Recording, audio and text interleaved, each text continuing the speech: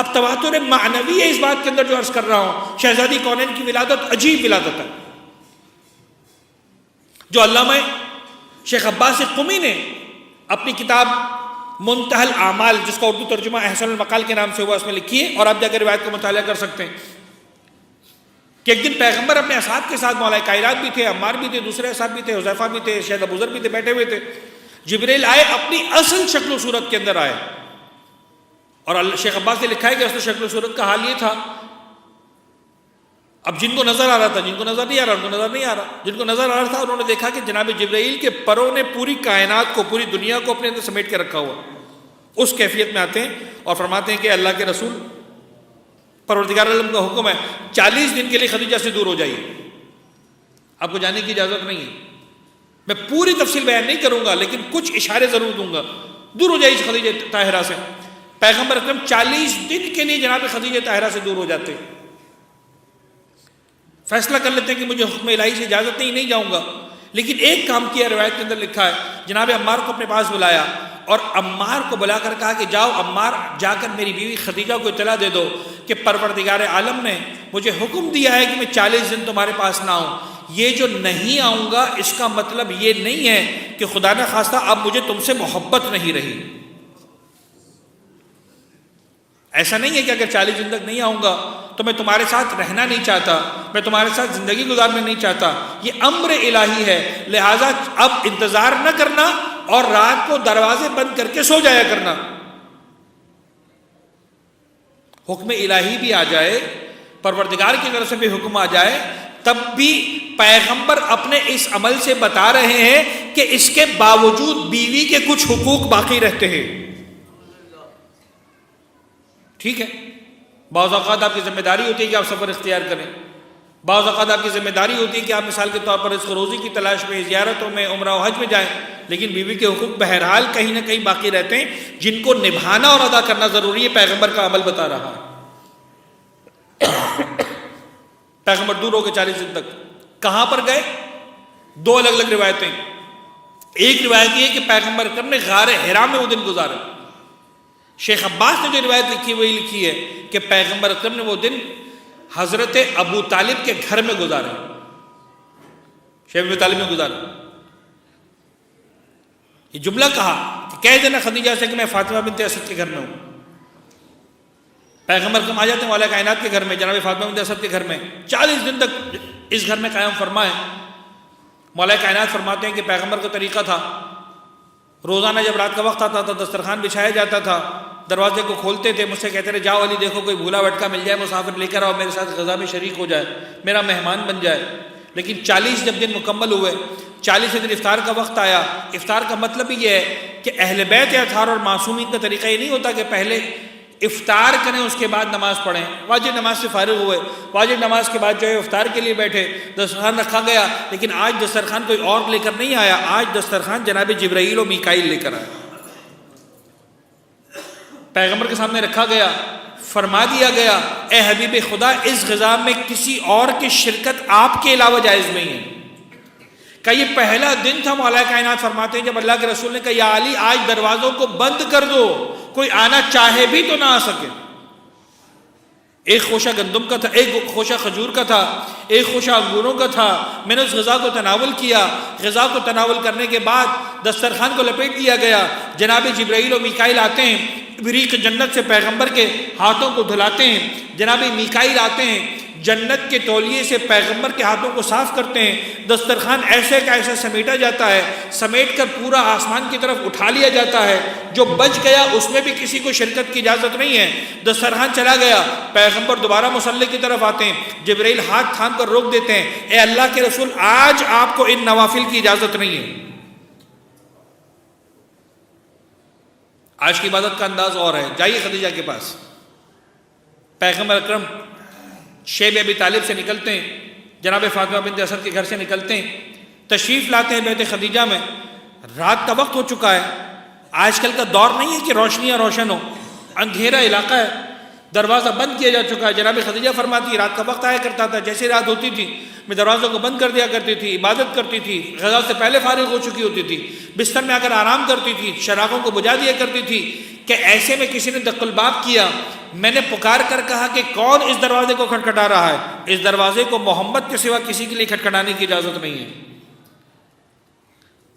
شہزادی فرماتی میں روزانہ دن میں کئی مرتبہ رویا کرتی تھی فراق پیغمبر میں. کیا وجہ ہے کہ پروردگار نے مجھ سے دور کر دیا؟ کوئی غلطی ہو گئی، کوئی خطا ہو گئی، کوئی ناراضگی ہو گئی، کیا ایسا ہو گیا؟ اللہ کے رسول آئیں تو پتہ چلے.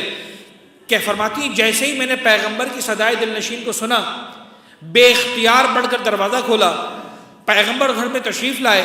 میں بستر لگا چکی تھی، آرام کرنے جا چکی تھی، لیکن پیغمبر کا طریقہ تھا جب بھی آرام فرمانا چاہتے تھے پہلے وضو کرتے تھے، مصلی پر آتے تھے، کچھ نوافل پڑھا کرتے تھے، کچھ دعائیں پڑھا کرتے تھے، اس کے بعد بستر میں میرے پاس آتے تھے. لیکن اس رات میں نے پہلی مرتبہ ایسا دیکھا کہ اللہ کے رسول نے نہ وضو کے لیے پانی طلب کیا، نہ مصلی بچھا کر نوافل ادا کیے، میرے ساتھ بستر میں آئے. اور میں منبر کے تقاضوں کو مد نظر رکھتے ہوئے صرف اتنا جملہ کہوں گا. شہزادی فرماتی پیغمبر مجھ سے دور نہ ہوئے تھے، میں نے فاطمہ زہرا کے نور کے وجود کو اپنے بدن کے اندر محسوس کر لیا.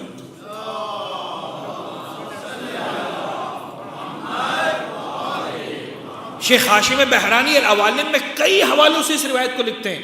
علامہ مجلسی نے اس روایت کو لکھا، شیخ عباس قمی نے اس روایت کو لکھا، لیکن ایک تواتر معنوی آ گیا.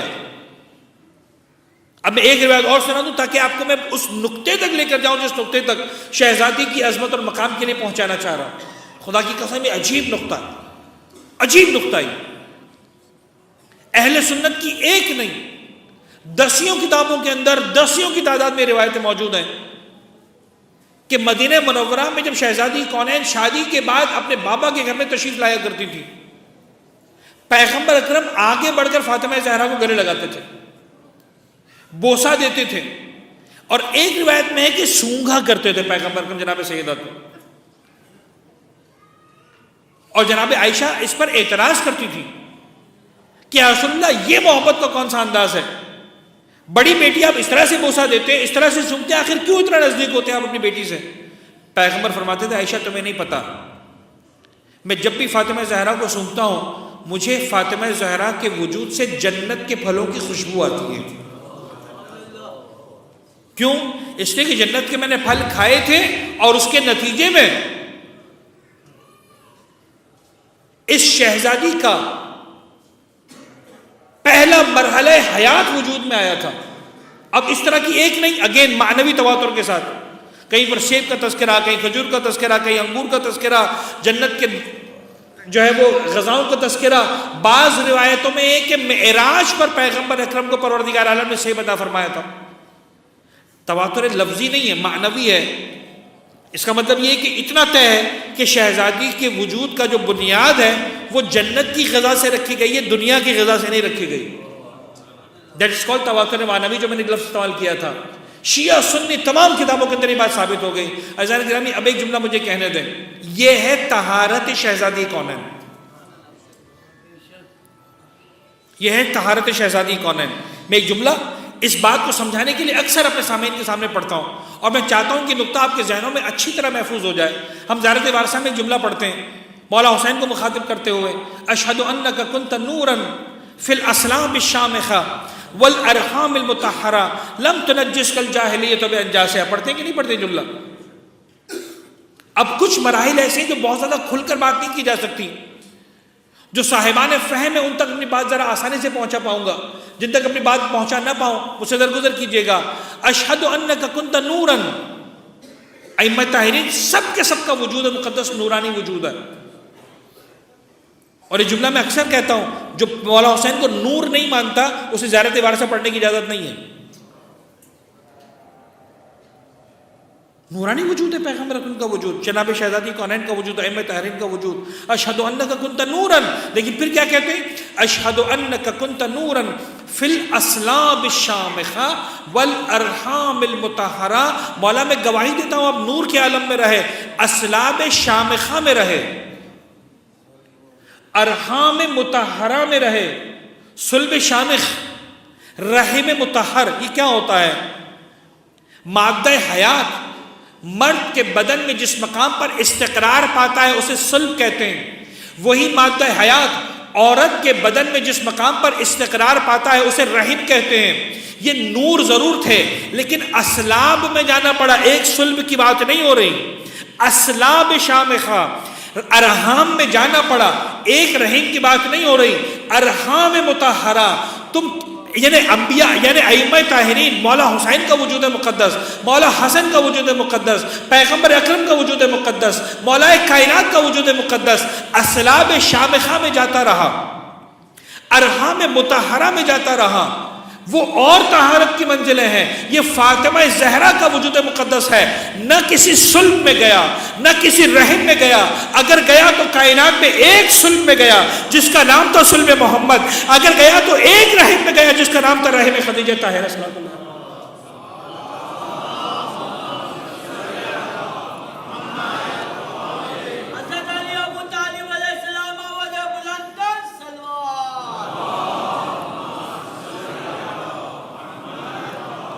سمجھ میں آ رہا ہے مقام فاطمہ کیا ہے؟ لہٰذا مجھے کہنے دیجئے، وہ جو حدیث افصاح کے اندر ہم پڑھتے ہیں نا کہ جب پیغمبر اکرم نے ہاتھوں کو بلند کر کے دعا کی تھی، اللہم ان ہؤلاء اہل بیتی وخاصتی وعامتی لحمہم لحمی ودمہم دمی، ساری دعا جب کی تھی، وَأَعْزِبْ عَنْهُمُ الرِّجْسَ وَطَهِّرْهُمْ تَطْهِيرًا، تو حضرت جبرائیل نے سوال پوچھا تھا، یا رب ومن تحت الکساء، یہ کساء کے نیچے ہے کون؟ کون پوچھ رہا ہے سوال؟ جناب جبرائیل کس کو نہیں جانتے؟ پیغمبر کو نہیں جانتے، فاطمہ زہرا کا تعارف نہیں ہے، حسن و حسین کا تعارف نہیں ہے، علی ابن ابی طالب کا تعارف نہیں، کس کا تعارف نہیں ہے؟ ہر ایک کو جانتے ہیں، لیکن عزیزان گرامی حدیث کساء کے اندر تطہیر کی بات تھی، عصمت کی بات تھی، نبوت کی بات نہیں تھی، امامت کی بات نہیں تھی، کسی اور چیز کی بات نہیں تھی، یہاں پر طہارت کی بات تھی۔ یطہرکم تطہیرا کی سند دی جانی تھی۔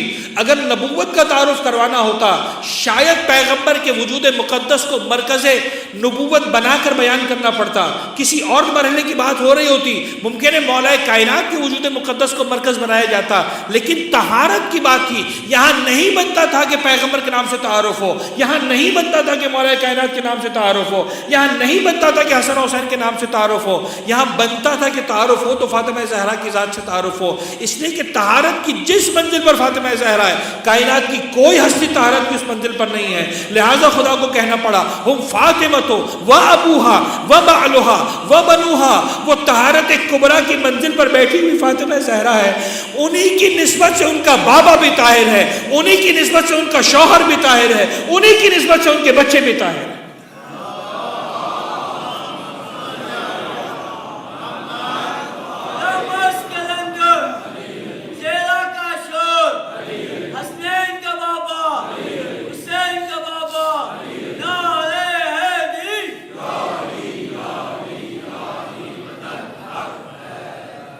اس منزل پر ہے فاطمہ زہرا، اس مقام پر ہے فاطمہ زہرا۔